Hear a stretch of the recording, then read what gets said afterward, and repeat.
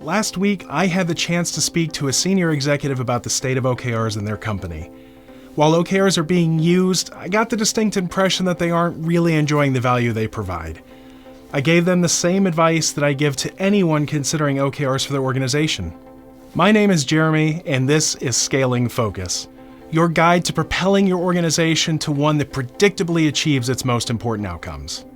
Today, I'm speaking to senior executives who are considering or reconsidering whether OKRs can benefit their organization. I've spent the last 5 years scaling focus with OKRs across one of the largest companies in the United States, and I can tell you that OKRs can lead you to amazing success, but they probably won't unless you make the necessary space for them. Objectives and key results have become quite popular in the last several years. They have all the characteristics of a good modern management approach. Simple technique? Check. Promises amazing success? Check. Developed and proven by an historic successful company? Check. Best-selling book written by a highly successful business leader? Check. Made legendary by featuring in the story of one of the most successful companies in modern times? Check. Wow, who wouldn't want to leverage objectives and key results? But before you go out and buy everyone a copy of Measure What Matters, I want you to consider this. I've heard a lot of people say OKRs worked great for Google, so we should be using them too, but they're failing to consider one major difference between their organization and Google. Google adopted an outcome focus with OKRs as their backbone before they scaled. Their principles and practices were built around that mindset. Adopting OKRs will require adjustments to your org's mindset and approach if you want to enjoy the same benefits. OKRs must be more than something that mechanically appear in status decks or become another item in a long list of metrics. OKRs should be at the center of your way of operating, influencing nearly every aspect of how you prioritize, invest in, and pursue outcomes. From experience, there are 3 factors you must consider before pursuing OKRs. The absence of even one of these factors consistently predicts a less than desirable outcome. First, your executive leadership team must align on why OKRs by answering this question. What impact do you need OKRs to have on your organization to be considered successful? Maybe you want to improve your speed to market or learn how to prioritize what to pursue.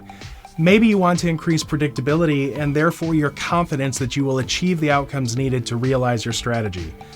Perhaps you're just tired of being surprised by successes or failures at the end of the fiscal year. Whatever the reasons, your why will hold you accountable to stay the course while building the skills to lead with objectives and key results.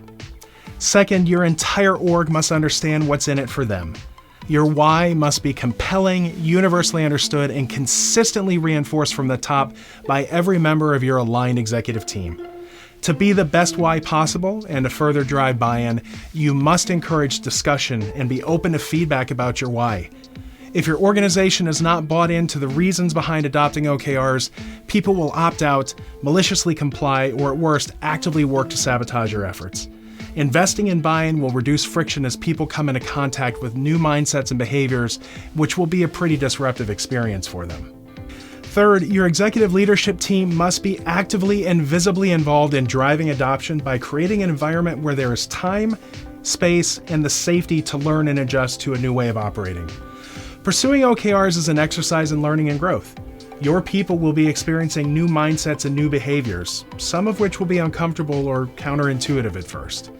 People will make mistakes. Demonstrate patience, grace, and even vulnerability. More than the wins, be intentional about celebrating learning. Your participation will keep people engaged and motivated by demonstrating that this is not just another leadership fad. I suspect you recognize these considerations as basic change management.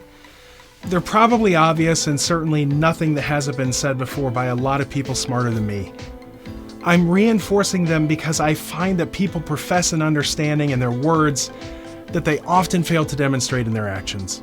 They don't internalize or visualize what these things would actually look like in practice or how they would impact their organizations.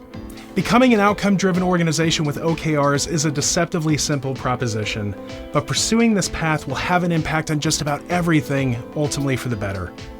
OKRs should not be something that a person or a department does. They are a skill that your organization needs to develop to get out of its own way and achieve its most important outcomes. It may seem daunting, But if given the appropriate room to grow and approach with an iterative and learning mindset, the challenge is completely manageable. Thank you for your time and attention. If you're looking for expertise on deploying OKRs in your organization, whether large or small, reach out to me by email, hello@scaling-focus.com. I'd love to explore how I can help you and your organization achieve your most important outcomes. I'm Jeremy, and this is Scaling Focus.